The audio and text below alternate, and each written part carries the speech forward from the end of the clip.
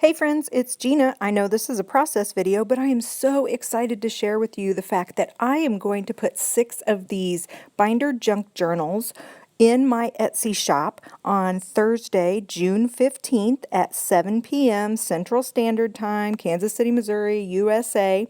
I'm going to put a flip through video of all 6 of these delicious journals on my YouTube channel sometime in the afternoon on Thursday. So look for that. I'll be posting on Instagram, and I hope you guys enjoy. Now, on with the show. Hey there. So for this process video, I am going to scrapbook or journal about an addition to my garden that we got this year, which was a rain barrel. And I am extremely excited about it because I'm a science teacher. And I love the environment. I love being able to use as much of what's already out there. And plus, our water where I live is really expensive. So I want to document how I got this rain barrel, and I want to make this kind of an artsy page. So what I'm using is a piece of wallpaper. Now this is not vintage wallpaper. I imagine it's probably like 1980s wallpaper. So one side of it is kind of plasticky or vinyl. So I have to be careful on that side because I'm going to have to use a different type of adhesive. Glue will not work. But I'm just taking this sheet of wallpaper, I stitched down one side, added a little bit of some silver trim, and then I've been dying to use this gift wrapping paper. Now it is vintage and it's baby shower, but the reason why I love it is because I love the blue and I love, of course, the umbrellas, because to me it doesn't represent baby shower, it represents rain. So I just ripped some off of the roll or off of the piece, and I glue it down to the back side of the wallpaper. Now I have a few pages that I pulled from a really small weather field guide that I have. I love field guides. Do you guys love field guides? I love them.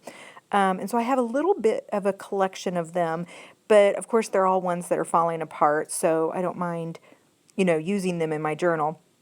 But I pulled 3 pages and I want to use them, but I don't want to. This is one of those times where I'm journaling and I don't really want to cover up what the text says and what the pictures are of.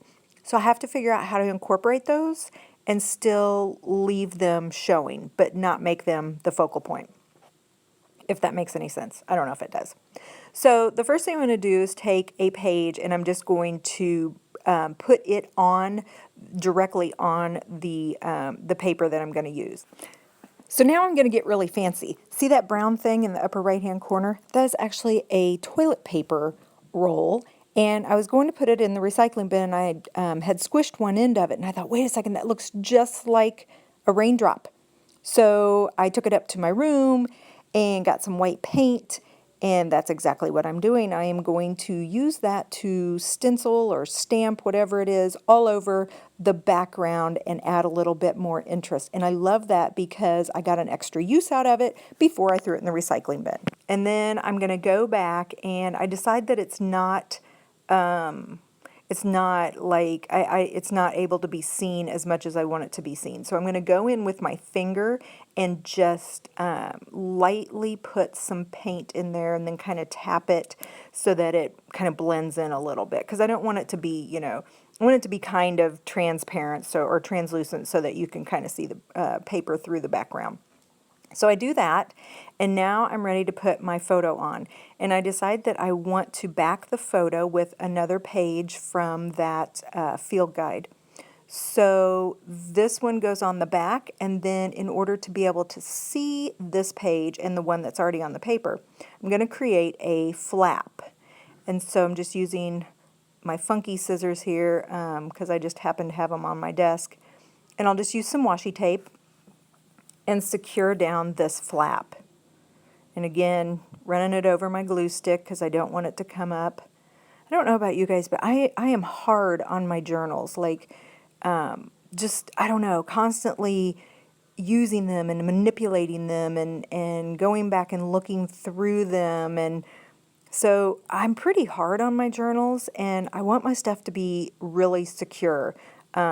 I always try to stitch things down, glue things down, add extra tape. I don't know, I guess I just feel like the papers and things that I use are kind of fragile to begin with, so I want them to be as secure and as strong as they possibly can. So I have a paper punch. I think it's a Fisker's paper punch maybe, and it punches out clouds. So I took some book paper and just punched out a bunch of clouds one day, and so I grabbed a handful of those. And I thought it would be kind of cool to add some of those to my page, but I thought it would be kind of cool to actually make one of them be like the little tab to open this flap that the photo is on. And then I'm using my China marker. People have asked about that China marker, and the brand that one is a Sharpie China marker. And again, it's not really a marker. It's a more like a colored pencil, but I think back in the day they were called grease pencils or wax pencils. And I've had other brands before, and I have not liked them as much. But this Sharpie brand that I got works really, really well, and it does not rub off. Once it's on, it stays there. So I laid out some clouds, and I pulled out an old deposit slip. I like the deposit slip because I like the word deposit, because that's what my rain barrel is. It's a deposit of rain. But I want my clouds to kind of jump off the page a little bit. So I'm just using some, I think it's like some purple or light purple lavender ink, and just inking around the edges. And then I just decide to ink around the whole photo and all that good stuff. So once I have these guys all inked up, I'm going to glue them down. And I'm not really caring too much about their placement here because, you know, again, this is just kind of fun and exploring, and just kind of, you know, if it works out, it works out. If it doesn't, oh well, no big deal. I can always redo it or just leave it the way it is. So I really don't care about the placement, just kind of slapping them down. I like some of the clouds that had text or color from the book pages that I pulled it from. So I'm trying to pull out some of that yellow and using it in this composition. And I tuck that guy right behind the photo. And you see me constantly rubbing my hands and my fingers. It's not because I'm thinking or anything, I'm plotting. It's because my fingers get so sticky and it drives me bananas. So I'm constantly rubbing and trying to rub the glue off. So now I need to find something. I want to cut some raindrops. So I pull out my collage book, and I'm looking for a contrasting paper. I don't want blue. I really don't want bright colors. I'm thinking I want something that's more muted. So I find an old yearbook picture, and it's got black and white and gray tones. And so I just cut out a whole bunch of raindrops. And once I get to the end of cutting them out, I got pretty good at it. I was able to do it all in one cut and just twist my paper around. So I was kind of proud of myself on that one, because when I first started off, my raindrops were not the best. And then I'm just going to glue these little babies down. Now it's time to start thinking about adding some stamping. I'm thinking the title of this is going to be, of course I was thinking about just rain barrel. I also was thinking about reduce, reuse, recycle. I don't know, that just wasn't working. So I thought, why not, because this is kind of my dream, although it will never happen, but why not call it off the grid? Because I'm watering pretty much all of my garden being off the grid, just using my rain barrel. Although I will say this, we haven't had rain in probably about 4 weeks, so my rain barrel is dwindling. I'm down to about just half of the barrel is full. And I will tell you, it works really, really well. There's a lot of surface area, I guess, where we have it. And I mean, I had to pull the drain out of it because it was overflowing there when we were having a lot of rain. And if you're not familiar with a rain barrel, you just hook it up to your gutter that runs off of your house, and then the water, instead of just going out to the ground, the water goes into your rain barrel and you just collect it. Okay, so anyway, sorry about that. So I went ahead and used my same stamp set that I've been using throughout this whole journal. and stamped off the grid. And then I just needed a little bit of some heaviness down at the bottom underneath that picture. So I just had these little arrow stamps and I stuck those on there. And then put my date stamp along the side. So I want to now go back, and after I put the date in, I want to add some detail, especially to like those raindrops. I want them to pop. So I pull out some of my gel pens, and I have a neon, it's like a neon orangey pink one. It's one of my favorites. So I just go around each of those raindrops and add a little bit of color. And then I go inside each one of those words for my title and just add some of that color, and it really kind of makes them pop off of the page. So I like that.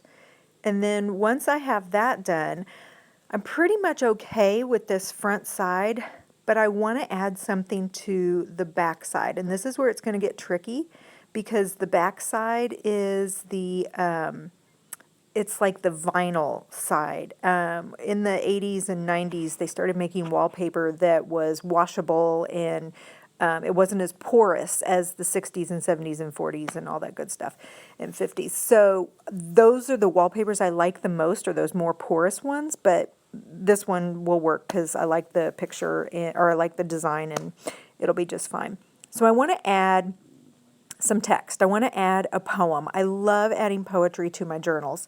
So this is just an old children's poetry book, and I'm flipping through the weather section. I want to see if I can find a perfect poem. And I stop when I see this illustration. There's something about that illustration, but I don't really like the poem that goes with it. And then I see it. A Langston Hughes poem. Langston Hughes is my absolute favorite of the favorite poets. And I'm like, okay, gotta use that poem. So I pull that poem out, pull out the illustration of the two little kiddos with their umbrella, and decide that that's going to go on the back of this journal page. And it just so happens that that page is about the exact same size as my paper that I'm using. So I just add some of my adhesive. Now this isn't glue. This is my big tape runner that I love, love, love. And it will stick to pretty much anything. It sticks to fabric. It sticks to plastic. It sticks to wood. I've stuck metal with it before. So I'm going to put that on the back, and then I have to go through and repunch my holes again because I covered them up. And then, of course, I'm going to put that poem on there, but I want it to have something underneath it. I want it to be something interactive. So pull out the deposit slip again. I don't know what my deal is with those deposit slips, but I love them. And then I actually have, in my stash of deposit slips and stuff, I have a check. So I thought, well, I used a deposit slip on the front, I'll use a check on the back. So I'm just kind of working this, trying to figure out what's the best placement. But I realized I haven't done any journaling, and I want to journal. That was the whole point of this, is I wanted to document how I got this rain barrel. So I'm going to make this a flap. No surprise. I love using flaps. Flaps and pockets. Those are like my things. I love them. I'm going to use this as a flap, and then I'm going to journal on the back of it, and then journal all the way down the rest of the illustration of those two little kids. So I'm just gluing this on, and can't decide if I want my flap to go side to side or if I want it to go up and down. And then I also want some tape, but I don't want to use red that I used on the front. I'm thinking more of a vintage, sweeter, softer color. So I found this really pretty pink and blue polka dot. It's one of my favorite washi tapes. So I'm going to stick those down. And I kind of play around with, do I want an image down at the bottom of that? I have those two flower images. I also have that last page from the field guide. And I ultimately decide, no, I'm just going to go with my journaling. So I just start writing on the back of that check the story of how I got it and how I've been using it.